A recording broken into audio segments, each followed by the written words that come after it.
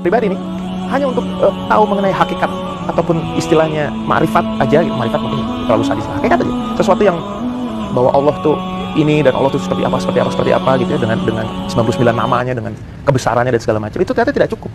Assalamualaikum warahmatullahi wabarakatuh. Alhamdulillah wassalatu wassalamu ala rasulillah wa ala alihi wassabi wa mawalah, amma ba'd. Di Islam, gue belajar bahwa ternyata untuk gue pribadi nih, hanya untuk tahu mengenai hakikat ataupun istilahnya ma'rifat aja gitu. Ma'rifat mungkin terlalu sadis lah, hakikat aja, sesuatu yang bahwa Allah tuh ini dan Allah tuh seperti apa gitu ya, dengan 99 namanya, dengan kebesarannya dan segala macam, itu ternyata tidak cukup. Gue harus masuk, gue harus menjalankan syariatnya gue harus jalanin 5 rukun itu harus gue jalanin. Karena apa? Nggak komplit aja kalau gue hanya sekedar tahu bahwa ya Allah itu segitu besarnya, Allah itu segitu punya apa istilahnya, punya kuasa gitu. Tapi kuasa itu nggak akan pernah lo tahu kalau lo cuma ada di sini. Lo harus jalanin. Begitu lo jalanin, minimal hal kecil lah, syariat yang simpel-simpel aja. Berkomunikasi ya, selain yang tentunya yang 5 rukun itu ya, yang wajib. Itu akhirnya kita bisa lihat, oh ini maksudnya kalau di gua gitu. Nggak cukup hanya dengan paham, oh iya ini semua sebab akibat, oh ini apa gitu kan. Bismillahirrahmanirrahim. Selanjutnya kita akan pelajari rukun Islam. Rukun Islam adalah pokok-pokok ajaran Islam yang penting dan wajib untuk ditunaikan oleh umat Islam. Karena berhukum wajib, seorang muslim yang tidak menerapkan rukun Islam akan mendapatkan dosa. Ada 5 rukun Islam. Ada beberapa rukun Islam yang perlu dipraktikkan oleh umat Islam. Ya betul, rukun Islam itu ada 5. Jumlah itu sesuai dengan hadis-hadis rukun Islam berikut ini. Bunyal Islamu ala khamsin, syahadati an la ilaha illallah wa anna muhammadar rasulullah, ila akhir hadis. Dari Abu Abdurrahman Abdullah bin Umar bin Khattab radhiyallahu anhuma, dia berkata, aku mendengar Rasulullah sallallahu alaihi wasallam bersabda, Islam dibangun di atas 5 hal. Pertama adalah syahadat la ilaha illallah dan Muhammadur Rasulullah, menegakkan salat, menunaikan zakat, haji ke Baitullah, dan puasa pada bulan Ramadan. Hadis riwayat Bukhari dan Imam Muslim. Jadi inilah dasar dari diambilnya bagaimana kewajiban kita ini untuk melaksanakan dan tidak melepaskan daripada syahadat tersebut. Ada hadis yang lain kurang lebih maknanya yang artinya, ya Muhammad, beritahukanlah kepadaku tentang Islam. Ini malaikat Jibril bertanya, maka bersabdalah Rasulullah sallallahu alaihi wasallam, Islam adalah engkau bersaksi bahwa tidak ada ilah atau Tuhan yang berhak disembah selain Allah, dan Nabi Muhammad sallallahu alaihi wasallam adalah utusan Allah. Engkau mendirikan salat, menunaikan zakat, puasa pada bulan Ramadan, dan engkau berhaji ke Baitullah jika engkau mampu menempuh perjalanan ke Baitullah. Jadi inilah beberapa daripada rukun. Ada 5 rukun Islam yang wajib dijalankan, ditunaikan oleh orang-orang muslim. Rukun iman ada 5. Yang pertama membaca syahadat, yang kedua mengerjakan sholat, ketiga membayar zakat bagi yang mampu, kemudian menjalankan puasa pada bulan Ramadan, dan yang kelima melaksanakan haji ke Baitullah bagi yang mampu dalam perjalanan melaksanakan ibadah haji tersebut. Yang pertama adalah membaca 2 kalimat syahadat atau disebut syahadatain, yaitu asyhadu alla ilaha illallah, aku bersaksi bahwa sesungguhnya tiada yang berhak disembah kecuali Allah, wa asyhadu anna muhammadar rasulullah, dan sesungguhnya Nabi Muhammad adalah utusan Allah. Jadi kalimat ini sudah dibahas di rukun iman. La ilaha illallah adalah kalimat iman. Kita yakin yang betul, kita betul-betul yakin tanpa keraguan bahwa yang menciptakan kita Allah, yang memberikan rezeki Allah, yang mengurus kita adalah Allah, yang membuat segala sesuatu adalah Allah Subhanahu wa taala. Kemudian Muhammadur Rasulullah adalah kalimat amal. Kita ingin masuk surga mengikuti Rasulullah sallallahu alaihi wasallam, melaksanakan sunnah-sunnahnya, itu adalah meyakini satu-satunya jalan yang dapat menyelamatkan kita di dunia dan akhirat hanya mengikuti Rasulullah Shallallahu Alaihi Wasallam. Adapun orang yang belum masuk Islam, maka dia ini wajib mengucapkan syahadat apabila dia ini ingin login ke dalam agama Islam. Jadi kalau disebutkan mu'alaf ini karena sebelumnya dia ini bukan beragama Islam, bisa Kristen, bisa Katolik, bisa Buddhis, Buddha atau Hindu atau ateis, ingin memeluk agama Islam, ini wajib bersyahadat.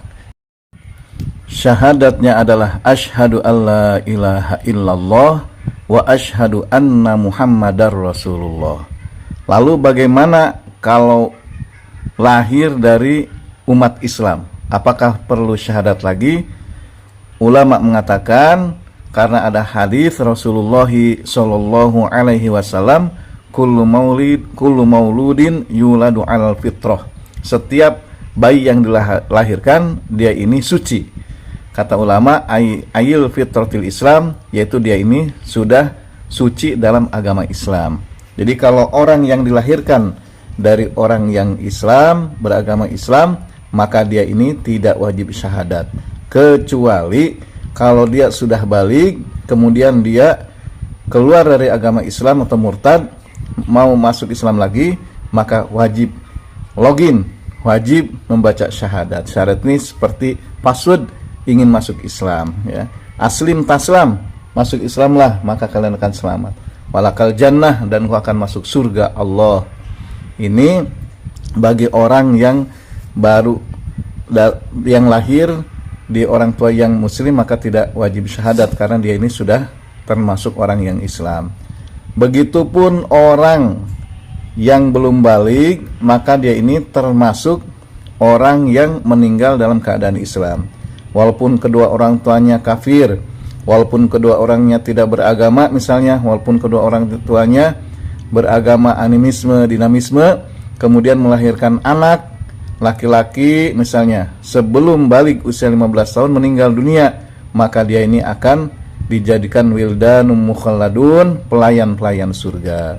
Kemudian kalau misalnya dia perempuan belum sampai usia 9 tahun, kemudian dia meninggal dalam keadaan belum balik, maka dia ini masuk surga Allah Subhanahu wa taala. Begitupun orang-orang yang belum sampai dakwah kepada mereka, maka mereka ini juga akan dimasukkan surga Allah Subhanahu wa taala. Rukun iman yang kedua adalah sholat fardu 5 waktu. Sholat adalah ibadah yang utama setiap umat muslim. Sholat yang wajib ada 5, dinamakan sholat fardu atau sholat wajib, yakni subuh 2 rakaat, zuhur 4 rakaat, asar 4 rakaat, maghrib 3 rakaat, dan isya 4 rakaat. Makna sholat adalah media berkomunikasi dengan Allah. Ketika sholat, setiap umat Islam meminta doa ini adalah bentuk kepatuhan kepada Allah, Sang Pencipta seluruh alam. Kita ini sholat diperintah oleh Allah Subhanahu wa taala agar kita selalu mengingat Sang Pencipta. Dalil perintah sholat ada dalam Al-Quran surah Al-Ankabut ayat 45. A'udzubillahi minasyaitonirrajim. Utlu ma uhiya ilaika minal kitabi wa aqimis shalah. Innas salata tanha 'anil fahsya'i wal munkar wa ladzikrullahi akbar. Wallahu ya'lamu ma tasna'un. Artinya, bacakanlah kitab Al-Quran yang telah diwahyukan kepadamu wahai Muhammad, dan laksanakanlah sholat. Sesungguhnya sholat itu mencegah dari perbuatan keji dan munkar. Dan ketahuilah, mengingat Allah, sholat itu lebih besar keutamaannya dari ibadah yang lain. Maksudnya Allah mengetahui apa yang kamu kerjakan. Selain sholat fardu yang 5, ada juga sholat yang tak kalah penting, seperti sholat-sholat tahajud, sholat tarawih ketika bulan Ramadan, dan banyak lagi sholat-sholat sunnah lainnya. Tetapi yang akan dibahas dalam kali ini insya Allah perkara sholat dan perkara-perkara yang mendukung atau syarat supaya kita bisa melaksanakan sholat.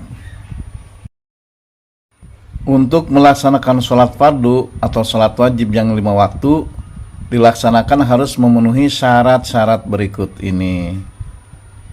Berikut adalah rincian syarat sah sholat. 1 adalah Islam. Jadi orang yang non-Islam walaupun sholat tidak akan diterima atau tidak sah. Hanya orang yang beragama Islam yang wajib dan sah sholatnya. Yang kedua berakal dan baligh atau dewasa. Sholat hanya diwajibkan bagi orang yang sudah berakal dan mencapai usia baligh. Apa usia baligh ini? Kalau laki-laki biasanya ciri-ciri baligh ini yaitu keluar air mani. Walaupun belum usia 15 tahun, misalnya usia 14 tahun tapi sudah keluar air mani, maka dia ini baligh. Baligh ini awal mulanya diberikan tanggung jawab oleh Allah Subhanahu wa taala. Dia ini bisa berdosa atau bisa mencapai pahala. Ini usia baligh. Atau dia belum keluar air mani tapi sudah usia 15 tahun, maka dia ini sudah memasuki usia baligh. Kalau perempuan 9 tahun. Atau misalnya dia umur 8 tahun tapi sudah haid, maka dia ini sudah termasuk orang yang baligh. Sekali lagi, baligh ini adalah kewajiban bagi orang tersebut untuk melaksanakan perintah-perintah agama Islam, kemudian menjauhi larangan-larangannya. Adapun ketika sebelum baligh itu hanya tarbiyah atau pendidikan atau membiasakan diri pelajaran agar dia ini ketika baligh tidak murtad, ketika baligh dia ini sudah bisa melaksanakan sholat dengan baik dan benar. Maka diajarkannya dari sejak dini, sejak kecil. Sebagaimana pohon, apabila dia ini tidak mau bengkok, maka diluruskan ketika kecil. Kalau sudah besar, untuk membengkokannya agak susah. Tapi kalau dari kecil dirawat, dibetulkan, maka insya Allah seperti pohon jati tersebut akan lurus. Yang selanjutnya adalah masuk waktu sholat. Ya, pelaksanaan sholat harus dilaksanakan pada waktu yang telah ditentukan dan diakui oleh syariat. Kalau duhur, misalnya dia ini setelah matahari tergelincir. Kalau misalnya ada satu barang atau satu tombak ditancapkan atau kayu, ketika tergelincir ke sebelah barat ada bayangannya, maka itu waktu duhur. Sampai kapan? Sampai sama antara tombak tersebut dengan bayang-bayangnya. Lebih sedikit maka waktu asar. Ketika waktu asar tersebut datang mega merah, maka mega merah itu adalah waktu maghrib. Mega merah hilang waktu isya. Kalau subuh yaitu ketika terbit fajar, itu sekilas. Kemudian harus suci dari hadas. Tubuh harus suci dari hadas kecil, misalnya buang air, dan hadas besar, misalnya mimpi basah. Sebelum sholat, dikutip dari Universitas Kiai Haji Al-Wahhab Hasbullah. Jadi ini adalah kutipan-kutipan. Suci dari najis, pakaian, badan, dan tempat sholat harus bersih dari najis. Menutup aurat, aurat harus tertutup dengan baik selama sholat berlangsung. Batasan aurat berbeda antara laki-laki dan perempuan. Kalau laki-laki baina surati wa rukbati, yaitu yang harus tertutup ketika sholat adalah pusar sampai kedua lutut, itu harus ditutup. Kalau misalnya tidak tertutup, terbuka, maka dia ini tidak sah sholatnya. Kalau perempuan, seluruh badannya harus tertutup kecuali muka saja dan telapak tangannya. Selanjutnya menghadap kiblat. Pelaksanaan sholat harus menghadap ke arah Ka'bah yang ada di Mekah atau Masjidil Haram. Fawalli wajhaka syatrul Masjidil Haram. Maka arahkanlah wajahmu ke arah Masjidil Haram.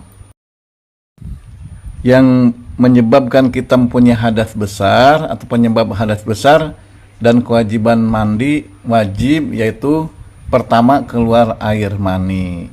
Keluarnya air mani baik sengaja maupun tidak disengaja, misalnya karena mimpi basah, mewajibkan mandi besar bagi laki-laki maupun perempuan. Jadi kalau keluar air mani baik laki-laki atau perempuan, maka dia ini wajib mandi dulu, yaitu mandi besar, nanti ada niatnya, kemudian bisa melaksanakan sholat, mandi dan berwudu.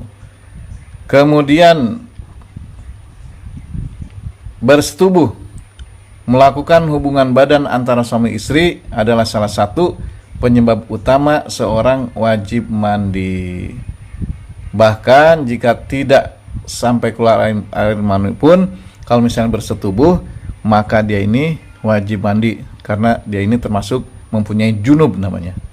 Kemudian berhentinya haid, setelah seorang wanita selesai mengalami menstruasi atau haid, ia wajib mandi untuk membersihkan dirinya dari hadas besar tersebut. Kemudian bagi perempuan juga berhentinya nifas, darah yang keluar setelah melahirkan atau nifas juga mewajibkan wanita untuk mandi besar setelah darah tersebut berhenti.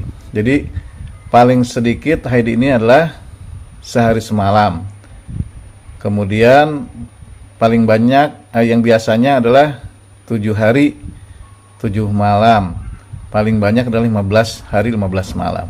Kalau lebih daripada 15 hari 15 malam, maka dia ini darahnya darah istihadah, darah penyakit. Dia wajib mandi, kemudian wajib melaksanakan sholat. Kalau nifas paling sedikit adalah 1 tetes, seperti Siti Fatimah radhiyallahu anha, beliau itu nifas ketika melahirkan Sayyidina Hasan dan Sayyidina Husain hanya setetes saja. Kemudian setelah itu kalau misalnya setetes kemudian berhenti darah daripada darah wiladahnya atau darah nifasnya, maka wajib mandi. Biasanya paling sedikit setetes, biasanya 40 hari 40 malam darah nifas tersebut. Paling banyak adalah 60 hari 60 malam. Kalau misalnya lebih daripada 60 hari 60 malam masih berdarah, maka disebutnya istihadah. Dia ini wajib melaksanakan sholat walaupun dalam keadaan berdarah. Dan darah itu bukan darah nifas, itu darahnya darah istihadah atau darah penyakit. Kemudian melahirkan, proses melahirkan itu sendiri merupakan sebab yang mewajibkan seorang wanita untuk mandi wajib. Jadi ketika wiladah melahirkan, kan ada nifasnya, tapi kalau setelah wiladah maka wajib mandi. Proses melahirkan, setelah lahir anak tersebut, kemudian dia ini mandi, kemudian menunggu darah nifas. Selanjutnya meninggal dunia, maksudnya kalau seorang yang meninggal dunia kecuali mati syahid di medan perang, diwajibkan untuk dimandikan. Kewajiban mandikan jenazah berada pada orang yang masih hidup. Maksudnya orang yang meninggal itu wajib dimandikan oleh kita. Kemudian ketika masuk Islam, nah ketika masuk Islam, dia ini seorang yang sebelumnya kafir dan kemudian memutuskan untuk memeluk agama Islam, diwajibkan untuk mandi besar sebagai bentuk penyucian dari kondisi sebelumnya. Jadi ini penyebab-penyebab bagaimana kita ini harus mandi besar atau mandi janabat. Agar apa? Kalau kita melaksanakan ada dalam posisi yang tadi, maka kita ini harus bersih dulu baru bisa melaksanakan sholat yang tentunya dengan berwudu. Lalu bagaimana cara atau tata cara kaifiyah mandi janabat tersebut, menghilangkan hadas besar tersebut, menghilangkan junub tersebut? Kata ulama ada 3 rukun wajib mandi menurut mazhab Imam Syafi'i. Yang pertama adalah niat. Niat menghilangkan hadas besar dilakukan bersamaan dengan basuhan pertama. Jadi kan sunahnya berwudu dulu, kemudian ketika kita ambil gayung, baiknya dengan air yang mengalir sih bagusnya, pakai shower dan sebagainya itu sudah yakin sahnya. Kalau kita pakai gayung juga ada ember, yang embernya itu tidak dengan air mustakmal atau tidak mutanajis, airnya air bersih. Kemudian kita mengambil air, kemudian kita berniat. Niatnya di dalam hati, karena niat itu adanya di dalam hati. An-niyatu qasdisan muqtanul wa mahaluhal qalbu. Niat ini adanya di dalam hati.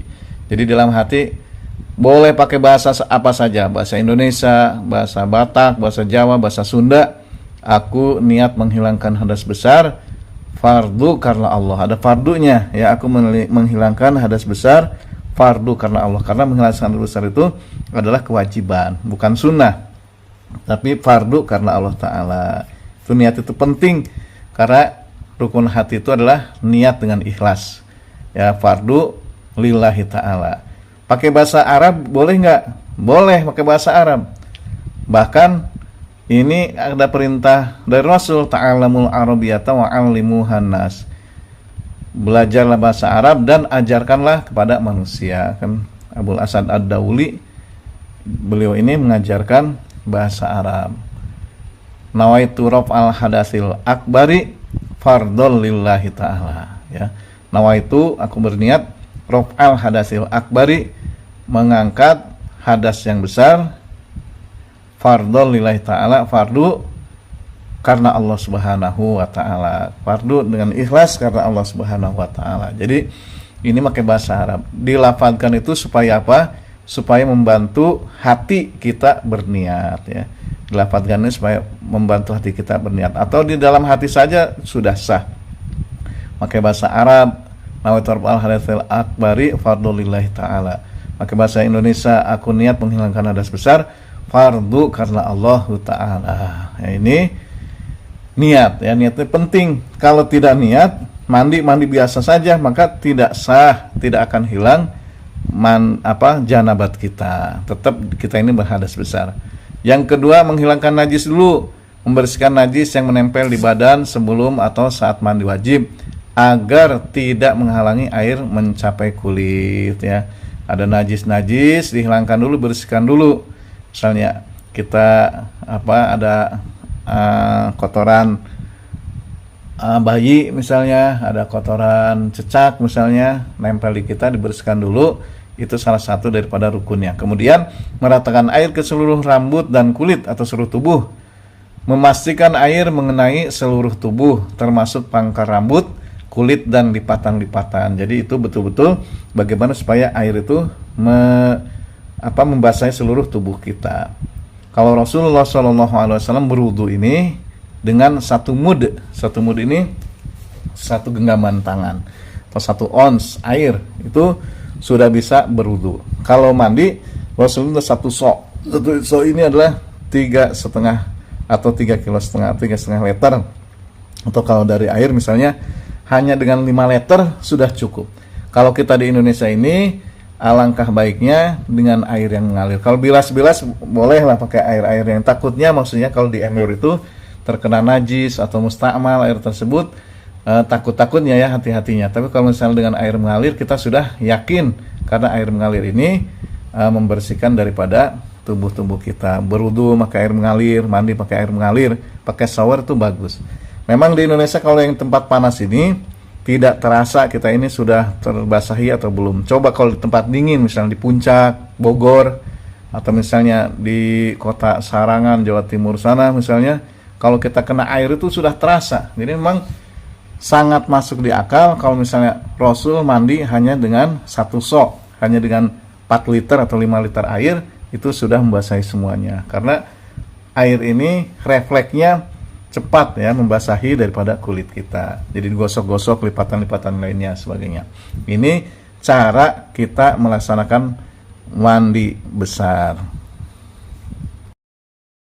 Kemudian beberapa hal yang membatalkan wudu. Yang pertama, keluarnya sesuatu dari kubul dan dubur. Kalau kubul depan, kalau dubur di belakang. Air kencing, kentut atau angin, atau kotoran yang keluar dari saluran depan kubul atau belakang dubur, ya, itu membatalkan wudu. Ya, kita kalau mau sholat itu, atau kalau misalnya kita sudah kencing, sudah buang air besar, maka itu harus berwudu kembali.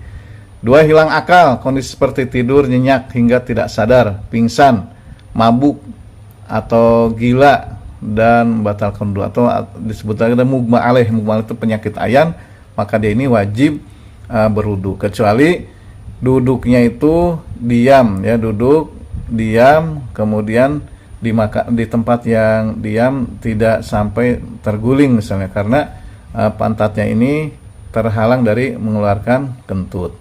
Kemudian bersentuhan kulit, jika kulit laki-laki dan perempuan yang bukan mahram bersentuh secara langsung tanpa ada penghalang, wudunya mereka batal. Jadi ini Imam Syafi'i, dari mazhab Imam Syafi'i ini, bersentuhan kulit laki-laki dan perempuan yang bukan mahram, maka itu membatalkan wudunya. Ya, aula mastumun nisa, di sini kata Imam Syafi'i itu bersentuhan kulit laki-laki perempuan yang bukan mahram.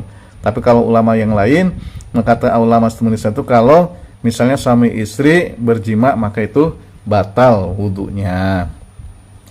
Ini Imam Syafi'i memberikan isyarat bahwa kita sebagai umat Islam ini jangan sembarangan pegang-pegang ya, pegang-pegang ke lawan jenis yang bukan mahram. Itu hukumnya haram ya. Maka diiringi dengan batalnya wudu kita. Yang sebaiknya kita ini bagaimana menjaga wudu kita, seperti Abu Hurairah, sahabat-sahabat mereka itu menjaga daripada wudunya jangan sampai batal, karena orang yang berwudu dalam keadaan berwudu ini, kalau misalnya amalan-amalan kebaikan ini akan dilipat gandakan. Bagaimana Bilal bin Rabah, kalau misalnya batal wudu lagi, batal wudu lagi. Nah, apalagi Rasulullah SAW ya, sudah jelas. Jadi ini mas yang bersentuhan kulit laki-laki, ada kata kita ada dakwahnya agar kita ini sebagai muslim yang laki-laki atau muslimah jangan sembarangan bersentuhan kulit laki-laki dan perempuan yang bukan mahram ya, kecuali darurat dan lain sebagainya. Kalau dokter kan nggak bisa. Yang 4, menyentuh kemaluan. Menyentuh kemaluan atau lubang dubur manusia, baik diri sendiri maupun orang lain, dengan telapak tangan dapat membatalkan wudu. Jadi telapak tangan itu kalau kita misalnya mau bertepuk tangan atau menempelkan tangan kita dengan tangan kita, yang jari-jari yang nempel itulah yang telapak tangan. Kalau menyentuhnya pakai punggung telapak tangan ya, pakai punggung tangan, maka tidak membatalkan wudu kita. Yang demikianlah penerangan bagaimana supaya sholat kita ini sah, yaitu harus terbebas dari hadas besar dan hadas kecil. Hadas besar dibebaskannya dengan mandi, hadas kecil dibebaskannya dengan apa? Yaitu dengan melaksanakan wudu. Berikut adalah rukun wudu atau yang wajib ketika kita melaksanakan wudu. Berikut adalah 6 rukun wudu yang harus dilakukan agar wudu dianggap sah. Ini diambil dalam Al-Quran dan Sunnah Rasulullah SAW. Innamal a'malu binniyat, yang pertama niat. Niat dalam hati dilakukan bersamaan saat membasuh wajah. Ya, membasuh wajah ini karena termasuk rukun. Jadi niat sekali lagi adanya dalam hati. Bahasa Sunda, bahasa Indonesia, bahasa Jawa, bahasa Batak misalnya boleh di dalam hati. Aku niat menghilangkan hadas kecil, fardu karena Allah. Jadi fardu ini disebut karena Allahnya, karena ikhlas. Aku niat menghilangkan hadas kecil, fardu karena Allah. Maka bahasa Arab boleh, nawaitu raf'al hadasil asghari fardhu lillahi ta'ala. Aku niat menghilangkan hadas kecil, fardhu lillahi ta'ala. Atau nawaitu wudu'a li raf'il hadasil asghari fardhu lillahi ta'ala. Aku niat wudu menghilangkan hadas kecil, fardu karena Allah Ta'ala. Itu niatnya. Kemudian membasuh wajah, membasuh seluruh bagian wajah dari tempat tumbuhnya rambut atau kening hingga bawah dagu, dan dari telinga kanan hingga telinga kiri. Jadi betul-betul wajahnya dibasuh dengan air, jangan sembarangan sedikit-sedikit, karena kalau dalam wudu ini kalau tidak sah maka tidak sah sholatnya. La sholata liman la wudu'alah, tidak sah sholat bagi orang yang tidak berwudu ya. Berwudu, jadi berwudunya harus sah. Kalau sholat misalnya ada sedikit-sedikit lalai, bisa ditambal dengan sholat-sholat sunnah. Tapi kalau wudu tidak bisa, wudunya tidak sempurna, misalnya membasuh mukanya asal-asalan, tidak dari tumbuhnya rambut sampai ke dagu, sampai awal daripada kuping misalnya, maka kalau tidak sah selamanya, sholatnya tidak sah. Ya, na'udzubillah min dzalik. Kemudian membasuh tangan sampai siku. Jadi dari atas dulu, bagus pakai air mengalir dari atas terus sampai ke siku ya. Itu yang wajibnya. Ini harus betul-betul kita basuh dengan, maksudnya diperhatikan dengan seksama. Mengusap sebagian kepala, mengusap sebagian kecil dari kepala. Rambut termasuk bagian kepala. Kalau tidak ada rambut ya kepalanya diusap. Kalau rambutnya boleh rambutnya ya. Kemudian membasuh kaki sampai mata kaki ya. Kaki sampai mata kaki, dari ujung jempol sampai ke dua mata kaki. Dilebihkan bagus karena Abu Hurairah suka melebihkan, Bilal bin Rabah suka melebihkan. Kemudian tertib melakukan semua rukun wudu secara beruntutan sesuai dengan urutannya. Tidak boleh tidak berurutan. Jadi tidak boleh tangan dulu terus wajah, tapi sesuai dengan ayat Al-Qur'an, ya ayyuhalladzina amanu idza qumtum ila sholati faghsilu wujuhakum wa aydiyakum ilal marafiqi wamsahu bi ru'usikum warjulakum ilal ka'bain. Sampai terusnya. Itu dalilnya. Ini yang wajibnya. Jadi kalau keadaan darurat, yang wajibnya saja ini sudah sah wudunya dan hilanglah hadas kecil. Berikut adalah sunnah-sunnah ketika melaksanakan wudu. Tadi kan yang wajibnya, ini yang sunnahnya. Nanti boleh tanyakan lagi. Sunnah wudu adalah amalan yang dilaksanakan oleh Rasulullah SAW saat berwudu, dan jika dilakukan akan mendapatkan menyempurnakan serta pahala yang banyak. Satu, membaca basmalah, bismillah dulu. Memulai dengan wudu dengan mengucapkan bismillah.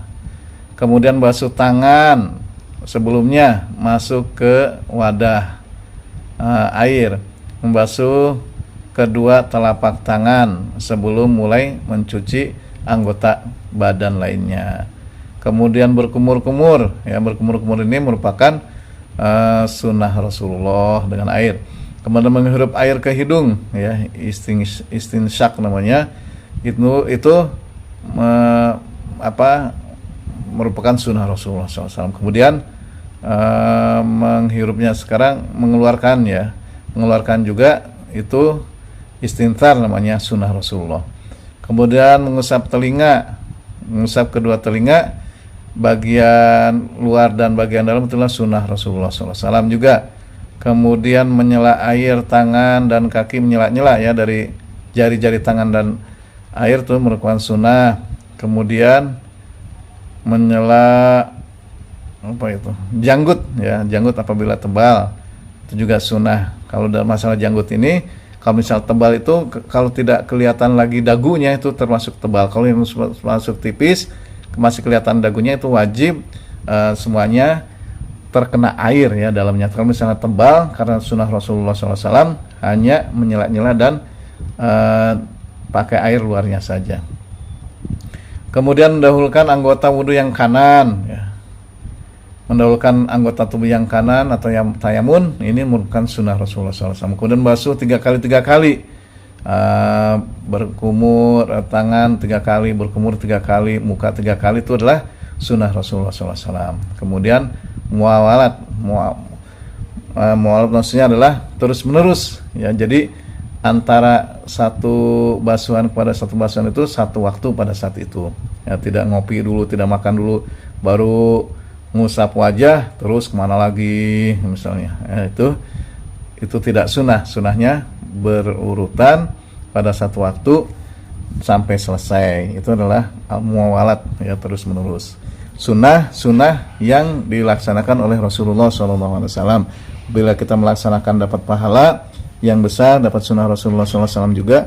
Kemudian apabila ditinggalkan kita akan merugi. Kecuali tadi yang darurat, maka ambil yang 6 rukun tersebut. Demikian, mungkin karena terlalu panjang, insya Allah nanti kita akan ke materi sholat di pertemuan berikutnya. Billahi fi sabil haq. Wassalamualaikum warahmatullahi wabarakatuh.